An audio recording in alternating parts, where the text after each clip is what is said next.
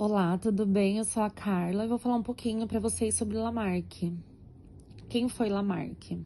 Jean-Baptiste Pierre Antoine de Monet, conhecido como Chevalier Lamarck, foi um naturalista francês, tido um dos grandes nomes do evolucionismo. O cientista foi pioneiro nos estudos sobre o desenvolvimento das espécies.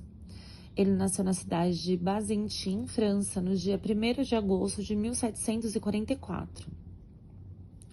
O pesquisador francês achava que as espécies evoluíam graças às pressões do ambiente. Isto é, os seres humanos eram obrigados a reagirem aos estímulos dos meios e se adaptarem à nova realidade. Essas modificações seriam transmitidas para os descendentes. Lamarck acreditava, então, que a natureza tendia sempre a um aprimoramento e, gradualmente, os seres alcançavam uma complexidade. Lamarck criou algumas obras, né? As principais foram Flora Francesa, em 78, Investigações sobre a Organização dos Seres Vivos, em 1802, Filosofia Zoológica, em 1809 e História Natural dos Animais, em 1815. No século XIX, o biólogo francês ele era fascinado pela diversidade da vida e propôs uma teoria ousada. Lamarck acreditava que os organismos poderiam adquirir características durante suas vidas e transmiti-las às gerações seguintes. Numa sala cheia de livros empoeirado, Lamarck passava horas contemplando a complexidade da natureza. Ele argumentava que se o organismo usasse muito uma parte do corpo, essa parte se desenvolveria e seria herdada por seus descendentes. No entanto, o tempo revelou que a teoria de Lamarck estava incompleta, pois a seleção natural de Darwin conquistou o palco da evolução. Mesmo com as ideias de Lamarck tenham sido superadas, sua contribuição para a compreensão da evolução é lembrada e ela permanece como uma figura curiosa na história da biologia hoje.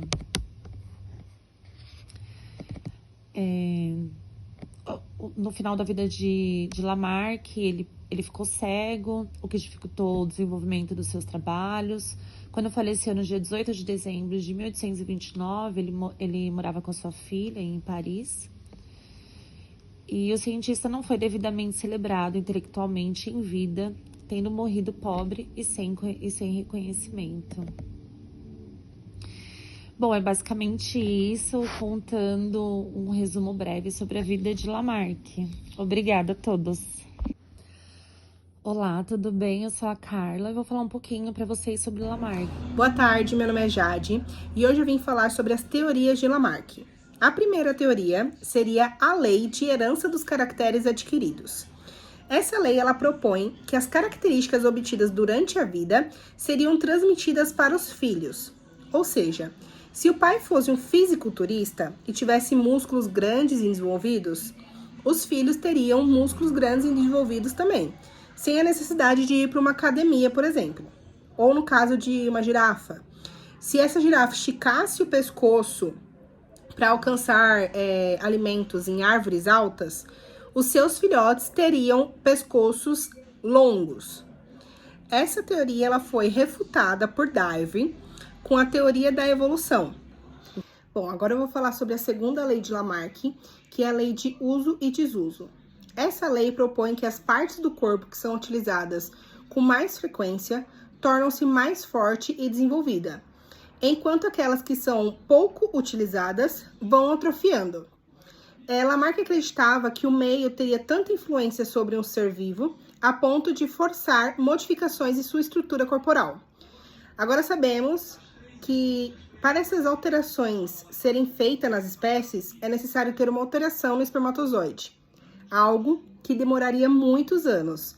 Não seria como Lamarck pensava, rápido, né? Logo na próxima linhagem. E sim, com muitos e muitos anos e com muita e muita repetição.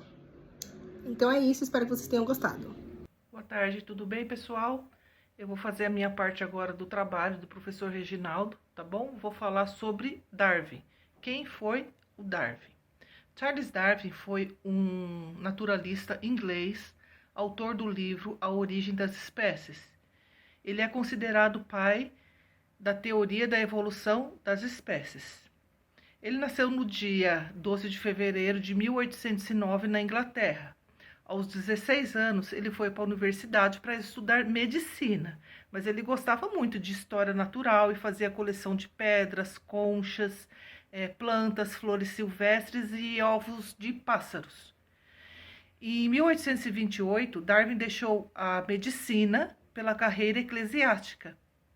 Depois de 3 anos, ele concluiu o bacharelado em artes e continuou seus estudos para ser pastor da igreja anglicana. Em Cambridge, Darwin fez amizade com o clérigo, geólogo e botânico John Stephen Henslow. Em seguida, ele foi convidado por Henslow para participar como naturalista de uma expedição exploratória ao redor do mundo a bordo do Beagle. Beagle era um navio que foi enviado pela coroa britânica e também custeado pela coroa britânica e pelo pai do Darwin. O pai do Darwin, eles tinham uma condição de vida muito boa, né? E o pai dele, embora quisesse que ele seguisse a carreira de medicina, acabou custeando a carreira dele, né? Nessa expedição aí, para que ele ficasse feliz, né? Para que ele seguisse a vida dele aí, certo? No dia 27 de dezembro do ano de 1831, com 22 anos, o Darwin embarcou no veleiro para fazer companhia com o capitão Robert Fitzroy, seguindo para o arquipélago do Cabo Verde. Quando o navio chegou à costa do Brasil, aportou na Bahia e depois no Rio de Janeiro. Em seguida, ele foi para o sul, quando visitou a Patagônia, as Ilhas Malvinas e a Terra do Fogo. A expedição percorreu toda a costa ocidental da América do Sul, do Chile até o Peru. Darwin também esteve nas Ilhas Galápagos, na Nova Zelândia e na Austrália. Visitou as ilhas de Keeling, Maurício e Santa Helena. De cada porto que o Beagle, que era o navio, né, atracava, Darwin despachava para o botânico Henslow todo o material que ele recolhia para posterior estudo. Na visita de Darwin ao Brasil, vamos lá. Ao aportar no litoral da Bahia, em fevereiro de 1832, Darwin ficou encantado com a vegetação à sua frente, e era a primeira vez que o naturalista pisava em uma floresta tropical. Darwin esteve no Brasil por 2 vezes nos trajetos de ida e volta de sua viagem. Ao todo, ele permaneceu no nosso país por 5 meses, 5 meses e meio. Ele esteve no Rio de Janeiro, andou na Floresta da Tijuca, foi ao Jardim Botânico e ao Pão de Açúcar e coletou centenas de plantas e de insetos. No dia 5 de outubro de 1836, depois de 4 anos e 9 meses de viagem, eles e os tripulantes desembarcaram na Inglaterra. Darwin permaneceu durante alguns meses em Cambridge, organizando a coleção de espécies recolhidas na expedição. Em 1939, ele lançou seu primeiro livro sobre pesquisas. Ele lançou seu primeiro livro, Pesquisas sobre a Geologia e História Natural nos vários países visitados pelo HMS Beagle, que era o nome do navio. Em 1832 até 1836, no qual ele resumiu todas as descobertas que eles fizeram na viagem. Em 1939,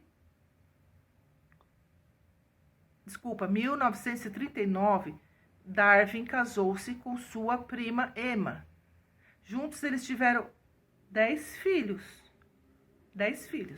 dos quais 7 sobreviveram. Em 1842, por conta da sua saúde muito debilitada, ele foi morar no campo. Em 1859, depois de 20 anos, Darwin lançou A Origem das Espécies, o primeiro de seus livros que explica a teoria da evolução. O livro teve a sua primeira edição esgotada em um único dia. Num único dia ele vendeu todos os livros dele, né? A obra destituiu a vida humana de qualquer superioridade em relação aos animais e enterrou o conceito de divindade, abrindo caminho para a ciência moderna. De acordo com a teoria de Darwin, as formas de vida evoluem lenta, mas continuamente através dos tempos. A anatomia comparada auxilia no estabelecimento da teoria da evolução. O aparecimento da origem das espécies desencadeou uma série de intermináveis polêmicas, porém, a bases do evolucionismo estabelecidas pelo naturalista subsistem até hoje. Charles Darwin morreu de ataque cardíaco na cidade de Down, que era o campo onde ele estava nos últimos anos, né? No condado de Kent, na Inglaterra, no dia 19 de abril de 1882. Engraçado, no dia do índio, né? Aqui no nosso país, né? 19 de abril é dia do índio, que está totalmente em contato com a natureza. Seu corpo foi sepultado na abadia de Westminster e Londres. Ok? Essa é a minha contribuição. Até mais! Olá a todos! Meu nome é Ana Caroline e hoje eu vim falar um pouco sobre seleção natural e descendência com modificação. A teoria de seleção natural foi proposta por Charles Darwin e é um dos princípios fundamentais da teoria da evolução. Segundo essa teoria, as espécies evoluem ao longo do tempo através da seleção natural que atua sobre as variações individuais existentes em uma população. A seleção natural ela ocorre quando alguns organismos de uma população possuem características que os tornam mais aptos a sobreviver e se reproduzirem em determinado ambiente. Essas características podem ser herdadas pelos descendentes, o que faz com que a população se adapte e evolua ao longo do tempo. Já a descendência com modificação é outro conceito chave da teoria da evolução. Já ela se refere ao fato de que os descendentes de uma espécie tendem a apresentar modificações em relação aos seus ancestrais. Essas modificações podem ser resultado da seleção natural, da deriva genética e de outros processos evolutivos, tá? Um exemplo disso é o caso das girafas. Imagine que uma população de girafas, algumas têm pescoços mais longos e outras têm pescoços mais curtos. Se a comida é escassa e está localizada em árvores altas, as girafas com pescoços mais longos terão mais facilidade para alcançar a comida e sobreviver. Com o passar do tempo, as girafas com os pescoços mais longos terão mais chances de ter filhotes, o que significa que a população de girafas terá uma descendência com pescoços cada vez mais longos devido à seleção natural. Tá? Eu vou dar mais um exemplo para vocês entenderem melhor o que seriam essa seleção natural e a descendência com modificações. Agora vamos imaginar uma população de coelhos em um ambiente com neve. Alguns coelhos, eles têm a pelagem branca e outros têm a pelagem marrom. Se um predador como um lobo se aproxima, os coelhos com pelagem branca têm mais chance de se camuflar, na neve e escapar do predador, enquanto os coelhos com pelagem marrom têm mais chances de serem vistos e capturados. Com o passar do tempo, os coelhos com pelagem branca terão mais chances de sobreviver e se reproduzir, assim como as girafas, passando essa característica para a próxima geração. Aí, ao longo das gerações, a população de coelhos será uma descendência com uma maior proporção de coelhos com pelagem branca devido à seleção natural. Espero que vocês tenham entendido e gostado da explicação. Olá, tudo bem? Eu sou a Beatriz e hoje eu vou falar sobre divergências adaptativas e evolução gradual. A divergência adaptativa é um fenômeno evolutivo no qual populações relacionadas desenvolvem características distintas devido a diferentes pressões seletivas em seus ambientes. Isso geralmente ocorre quando as populações são isoladas geograficamente ou enfrentam condições ambientais variadas. Por exemplo, em um mesmo ancestral, populações de pássaros podem se adaptar a diferentes tipos de alimentos em ilhas isoladas, resultando em diferentes formatos de bicos. Essas adaptações divergentes são resultado da seleção natural, na qual características favoráveis para a sobrevivência e reprodução são passadas para as gerações seguintes. Conforme as populações se adaptam a seus ambientes específicos, as diferenças genéticas aumentam, levando às divergências de características morfológicas, fisiológicas ou comportamentais. Por outro lado, a evolução gradual é a mudança lenta e constante ao longo do tempo nas características genéticas de uma população. Esse processo é impulsionado por mutações genéticas aleatórias, recombinação genética e seleção natural. A evolução gradual é evidenciada em registros fósseis, onde mudanças anatômicas e morfológicas ocorrem de maneira incremental ao longo de períodos extensos. Assim, a divergência adaptativa é uma manifestação específica da evolução gradual, destacando como as populações podem se tornar adaptadas de maneiras únicas a seus ambientes locais ao longo do tempo geológico, criando uma riqueza de diversidade biológica. Esses processos são fundamentais para entender a variedade de formas de vida que observamos hoje.